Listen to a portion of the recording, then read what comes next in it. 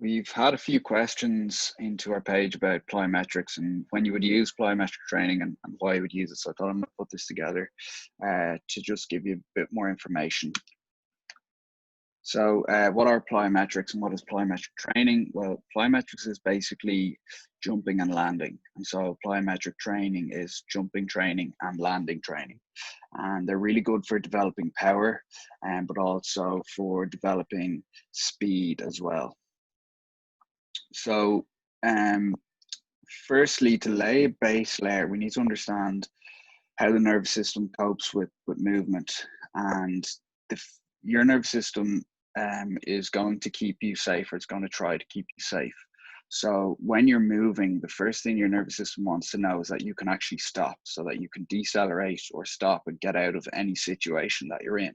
And so this follows on to how you would approach your plyometric training.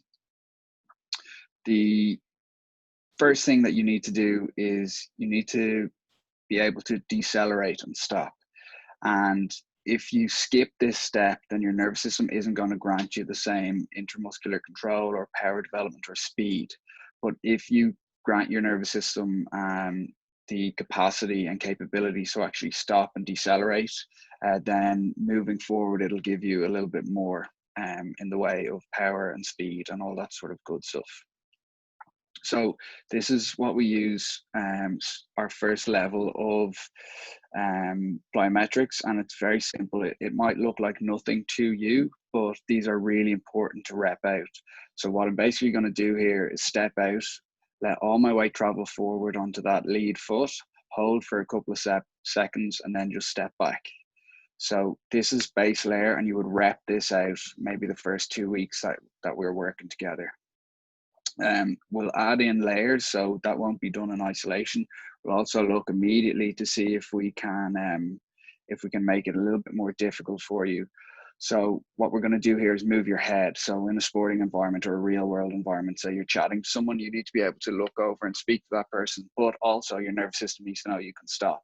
So what we're doing here is just changing our vision but applying the same logic. So stepping out and being able to decelerate and stop.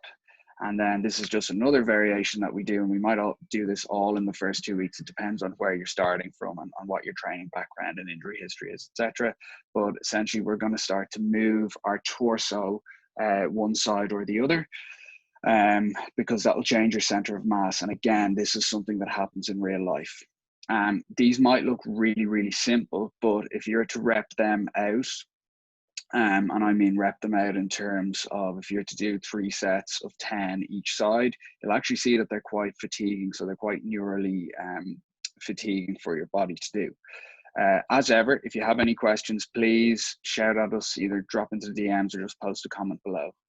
Cheers.